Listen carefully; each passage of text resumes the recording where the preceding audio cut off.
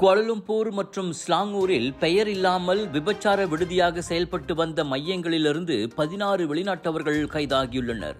பொதுமக்கள் கொடுத்த தகவல் மற்றும் 2 வாரங்களாக உளவு பார்த்ததன் அடிப்படையில் நேற்று முன்தினம் பாண்டான் பெர்டானா, ஸ்ரீகம்பாங்கன் ஆகிய இடங்களில் குடிநுழைவுத்துறை சோதனையில் இறங்கியது.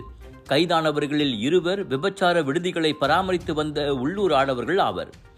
ஏனைய 14 வெளிநாட்டவர்களில் 2 ஆடவர்கள் உட்பட 9 பேர் வியட்நாமியர்கள், 4 இந்தோனேசிய பெண்கள், 1 லாவோஸ் பெண் என அதிகாரிகள் கூறினர். சமூக ஊடகங்கள் வாயிலாக விலைமாதர்களின் சேவை விளம்பரம் செய்யப்படுகிறது. ஒவ்வொரு சேவைக்கும் 250 ரிங்கிட் முதல் 1200 ரிங்கிட் வரையில் கட்டணங்கள் விதிக்கப்படுகின்றன. பணத்தை ரொக்கமாகவோ அல்லது இணைய பரிவர்த்தனையாகவோ செலுத்தும் வசதியும் உண்டு. அவர்களில் பலருக்கு முறையான பயணப்பத்திரங்கள் இல்லை.